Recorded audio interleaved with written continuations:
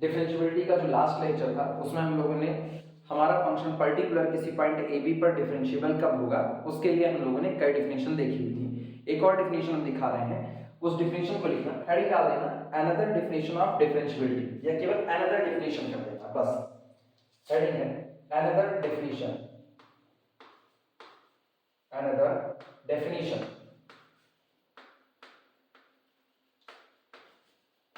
Another definition. इसमें लिखना z is equal to f of xy, z is equal to function of xy is said to be, कहा जाता है is said to be differentiable at point AB, if, यदि हमारा दिया गया function f of xy particular किसी point AB पर differentiable कहा जाएगा अगर हम लिख सकें f of a plus h b plus k, यानी पॉइंट AB के नेबरहुड में मौजूद पॉइंट पर फंक्शन की वैल्यू माइनस पॉइंट AB पर फंक्शन की वैल्यू, यानी इन दोनों का जो डिफरेंस है उस डिफरेंस को हम लिख सकें capital A into H plus capital B into K plus small h some function of delta x delta y, sorry delta x delta h comma k होगा, phi function of h comma k, phi function of h comma k plus small k into psi function of h comma k। ये रहा particular किसी point A B पर हमारा function differentiable कहलाएगा अगर point के neighbourhood में मौजूद किसी अनदर पॉइंट पर फंक्शन की वैल्यू और उसी पॉइंट जिस पर डिफरेंशिएबिलिटी की तलाश की जा रही है उस पर फंक्शन की वैल्यू, इन दोनों के बीच का जो अंतर है वो अंतर इस एक्सप्रेशंस के तौर पर लिखा जा सके, जहां a और b ये दोनों free from h and k हैं और फाई और साई ऐसे फंक्शन हैं जो अप्रोचेस टू जीरो होंगे जब h और k अप्रोच करेगा ओरिजिन की तरफ। लिखना वेयर, जहां पर where capital A and capital B are where capital A and capital B are free from h लिख दो और चाहे फिर लिख देते हैं are constant independent from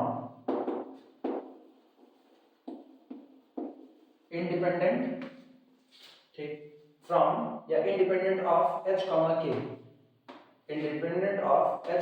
k and phi comma psi are function of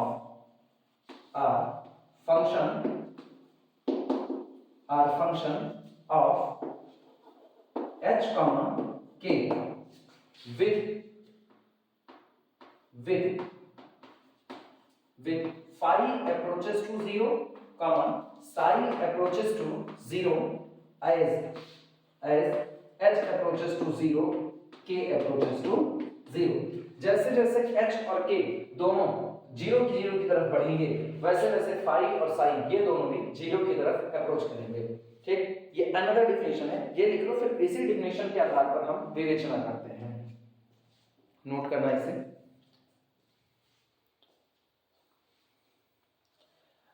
इस डेफिनेशन को लिख हम भले रहे हैं, हमारे लिए मेन डेफिनेशन जो होगी काम करने वाली वो पहले ही डेफिनेशन होगी जो हम लोगों ने लास्ट लेक्चर में लिखी हुई थी, जहां हमने लिखा था नेबरहुड पर मौजूद फंक्शन की वैल्यू और जिस पॉइंट पर डिफरेंशियबिलिटी चाहिए उस पर फंक्शन की वैल्यू, इन दोनों के बीच का जो अंतर है उसको हम लोगों ने एक फॉर्म में लिखा था जिसको लिखा था यहीं पर AH plus BK plus under root h square plus k square phi function of h comma k। Main definition numerical में हम लोग उसी का इस्तेमाल करेंगे, लेकिन ये एक और डिफिनेशन है डिफरेंशियबिलिटी की, ऐसा एक्सप्रेशंस भी लिखा जा सकता है।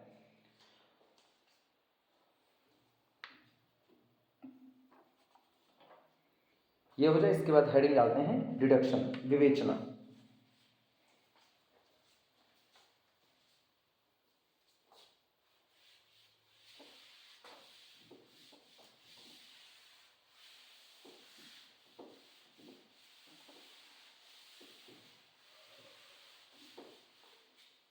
हेडिंग डाल देना डिडक्शन।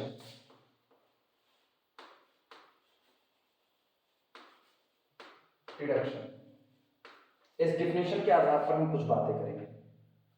लिखना है इसमें द चेंज डेल्टा एफ। अच्छा एक चीज और ध्यान देना, जैसे मान लो हमको पॉइंट दिया गया पॉइंट x y और इसके नेबरहुड में कोई पॉइंट मौजूद है x plus delta x y plus delta y। तो ऑब्वियस सी बात है जब फंक्शन x y पर काम करेगा तो कोई और वैल्यू होगी, और जब फंक्शन नेबरहुड के पॉइंट पर काम करेगा तो वैल्यू बदल भी सकती है। तो हम ये कहते हैं कि जब पॉइंट x y से बदल करके यानी x में डेल्टा x की और y में डेल्टा y की बढ़ोतरी हुई, उस दौरान यानी इस पॉइंट पर जो फंक्शन की वैल्यू है वो पुरानी वैल्यू प्लस उसमें हुआ माइन्यूट बदलाव डेल्टा f। इन शॉर्ट कहें तो पॉइंट x y पर फंक्शन की जो वैल्यू है उसको हम f मान रहे हैं, और नेबरहुड के पॉइंट पर फंक्शन की जो वैल्यू है उसे हम बदली हुई value f plus delta f मान रहे हैं। इसी आधार पर बात लिखते हैं।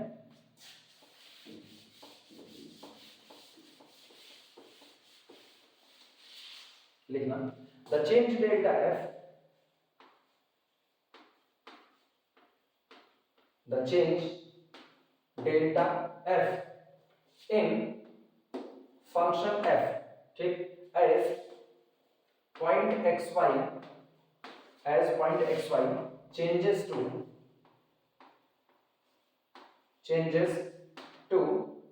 x plus delta x comma y plus delta y, ठीक, is जब हमारा पॉइंट xy से बदल के x plus delta y y plus delta y हो जाता है तो फंक्शन f में हुआ बदलाव डेल्टा f ये दिया जाएगा is delta f is equal to function value at x plus delta x comma y plus delta y minus function की value at point x comma y, ठीक। लिखना f is said to be differentiable, f is said to be differentiable, f is said to be differentiable, f is said to be differentiable if, यानी पुरानी definition के आधार पे बात लिखना, if f of x plus delta x comma y plus delta y minus f of x comma y is equal to, अभी जो definition दिखाई उस डिफिनेशन के बारे में याद करो। उसमें हमने कहा था कि फंक्शन f पॉइंट ab पर डिफरेंशिएबल होगा अगर f of a plus h comma b plus k minus f of a comma b is equal to, अब गौर करना इसका इससे कंपेयर करो तो a की जगह पर कौन है x, यानी यहां जहां a है वहां पर कितना हो गया है x, और जो h है उस h की जगह पर कौन हो गया है डेल्टा x, जो y है उस y की जगह पर या b की जगह पर कौन है वहां पर b की जगह पर y है, और k की जगह पर कंपेयर अगर हम करें तो यहाँ k की जगह पर कौन है, k की जगह पर डेल्टा y है।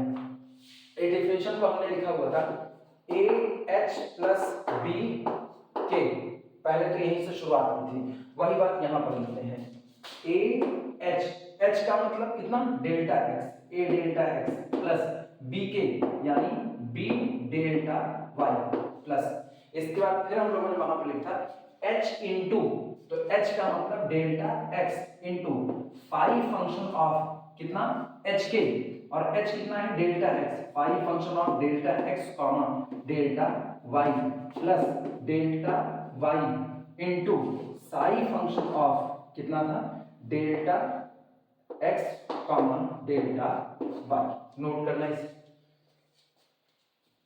यानी जब हमारा फंक्शन पॉइंट x y पर डिफरेंशिएबल होगा तो हम ये एक्सप्रेशंस लिख सकते हैं, लेकिन मुझको पता है ये एक्चुअल में कौन है, ये एक्चुअल में डेल f है, यानी जब आपका फंक्शन डिफरेंशिएबल होगा तो फंक्शन के तो x y के नेबरहुड में मौजूद पॉइंट पर फंक्शन की वैल्यू और पॉइंट x y पर फंक्शन की वैल्यू, यानी फंक्शन में होने वाला जो माइन्यूट चेंज है delta f, that delta f can be written in the form of this, that is अर्थात delta f is equal to a delta x plus b delta y plus delta x phi function of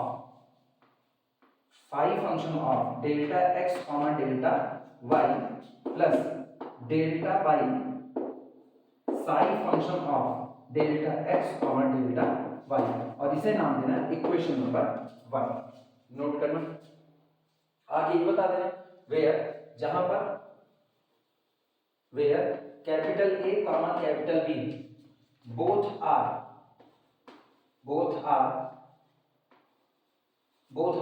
free from delta x delta y, both are free from यानी ये दोनों पूरी तरह से independent हैं। किससे? Free from delta x comma delta y and, और इसके साथ ही साथ phi approaches to 0 comma psi approaches to 0 as h approaches to 0 comma k approaches to 0। जैसे जैसे h के 0 0 की तरफ बढ़ेंगे वैसे वैसे फंक्शन फाई और फंक्शन साई ये दोनों भी 0 की तरफ अप्रोच करेंगे। नोट करना। तो आगे चलते हैं। अब जहां पर हम लोगों ने पिछले में भी देखा था a delta x plus b delta y, इसको हम लोगों ने लास्ट में एक नाम दिया हुआ था। अभी यहां वो भी लिख देते हैं।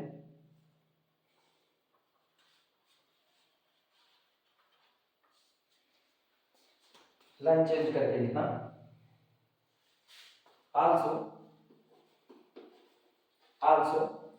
a delta x plus b delta y, ठीक, इज देन कॉल्ड, इसे कहा जाता है द डिफरेंशियल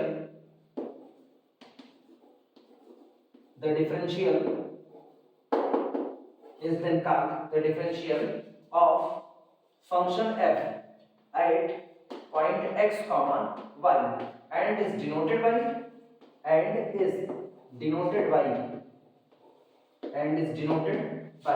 ये जो a delta x plus b delta y आया है इसको हम लोग differential of our function f कहते हैं। और रिप्रेजेंट कैसे करते हैं? इसको रिप्रेजेंट करते हैं किससे? df से।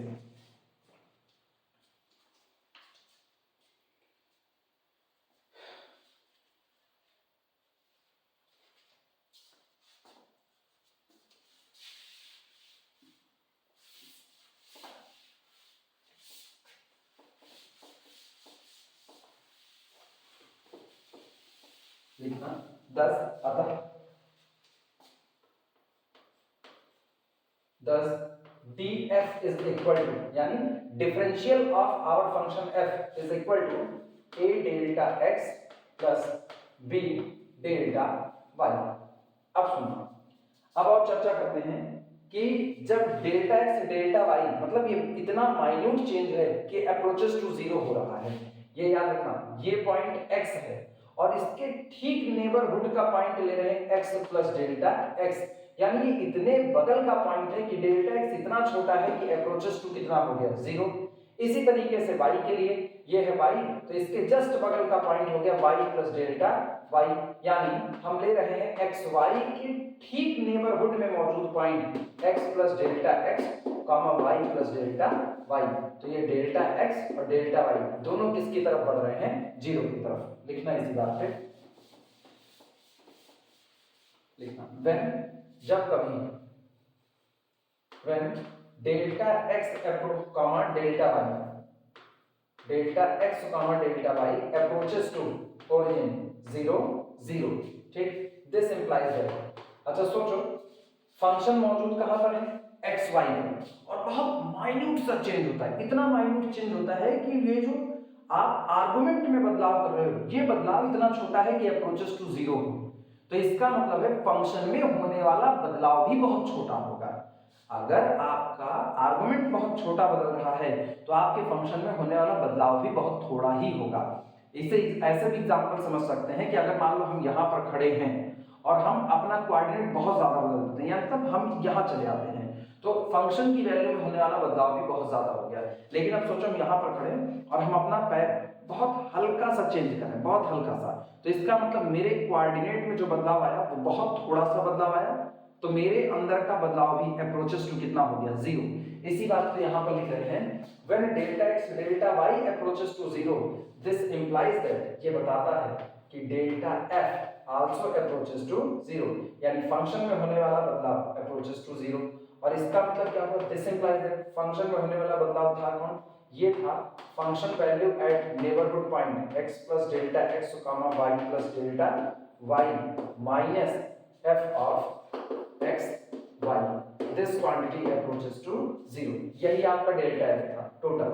ठीक, इसका मतलब क्या हुआ कि दिस इंप्लाइज दैट। और सोचो अगर कि पर्टिकुलर किसी पॉइंट पर और उस पॉइंट के नेबरहुड में मौजूद वैल्यू पर जो फंक्शन की वैल्यू आ रही है उनके बीच का अंतर अप्रोचेस टू जीरो है, तो आपका फंक्शन एक्स वाई पर कॉन्टिन्यूअस कहलाता है।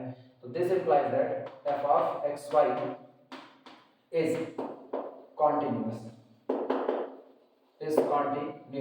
सोचो हम डिफरेंशिएबिलिटी लेकर के चले हैं, हमने शुरुआत में ही फंक्शन को डिफरेंशिएबल कह दिया और डिफरेंशिएबल मान करके चलते चलते चलते चलते डिडक्शन में ये बात सामने आती है कि आपका फंक्शन कॉन्टिन्यूअस भी होगा।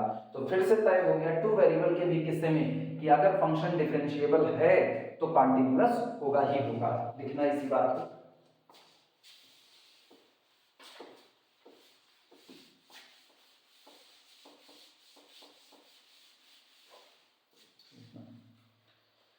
This implies that f of x y is continuous at point x comma y।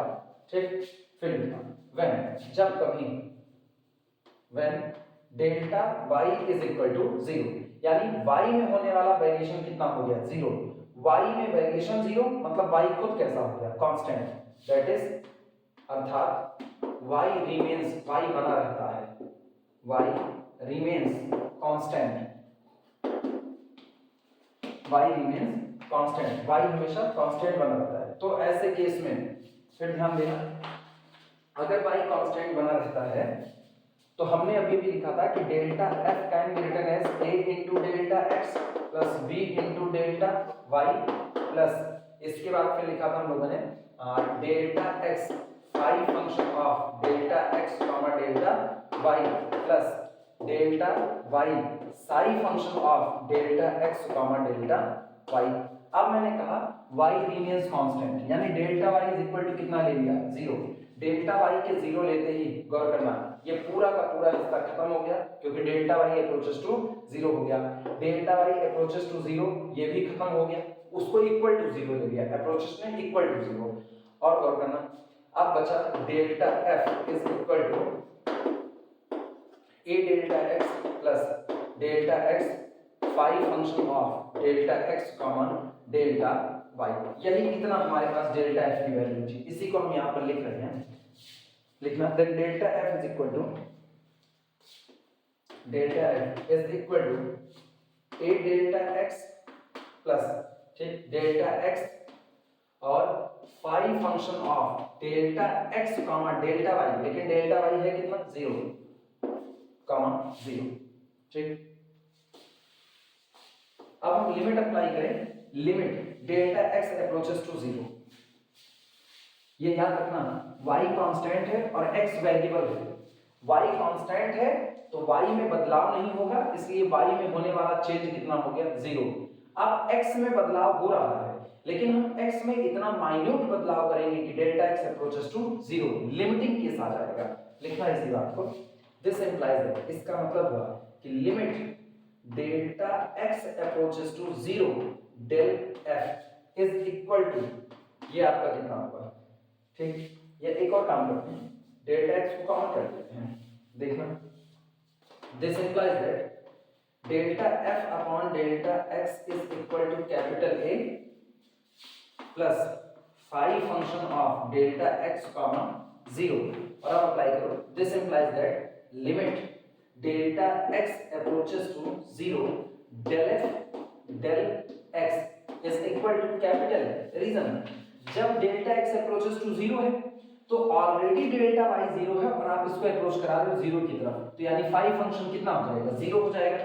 तो ये आपका पूरा खत्म, बचा कितना, कैपिटल है। तुम गौर करो ये बताता है ये डेल f डेल x है, यानी this implies that capital A is equal to f का partial derivative with respect to x तो जिस कैपिटल ए को हम लोग अब तक फ्री फ्रॉम एच के, फ्री फ्रॉम एक्स वाई कह रहे थे, वो कैपिटल ए एक्चुअल में कुछ और नहीं, हमारे फंक्शन का एक्स के रिस्पेक्ट में निकाला गया पार्शियल डेरिवेटिव था, यानी capital A is equal to del f del x.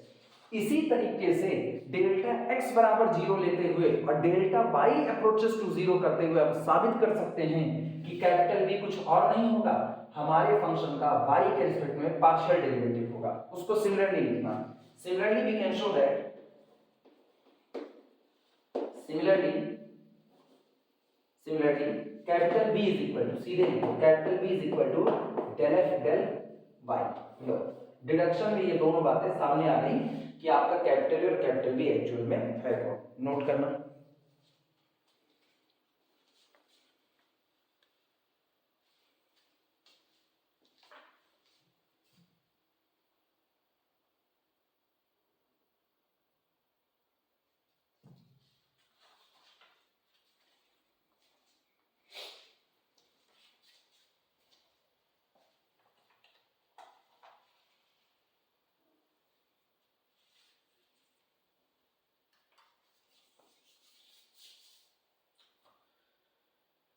नई डिफिनेशन जो हम लोगों ने देखी, जिसे अनदर डिफिनेशन ऑफ डिफरेंशिएबिलिटी हम लोगों ने कहा, उसके आधार पर ये बात तय हो जाती है कि आपका कैपिटल ए एक्चुअल में कुछ और नहीं है। जिस कैपिटल ए को हम लोग फ्री फ्रॉम एच के कह रहे थे, वो सिंपल सा हमारे ही फंक्शन का पार्शियल डेरिवेटिव है एक्स के रिस्पेक्ट में, और कैपिटल बी हमारे ही फंक्शन का पार्शियल डेरिवेटिव है वाई के रिस्पेक्ट में। तो अब मेरे दिमाग में एक बात क्लियर हो चुकी है कि डेल एफ डेल एक्स कौन है और डेल एफ डेल वाई, मतलब ए और बी की वैल्यू एक्चुअल में है कितनी।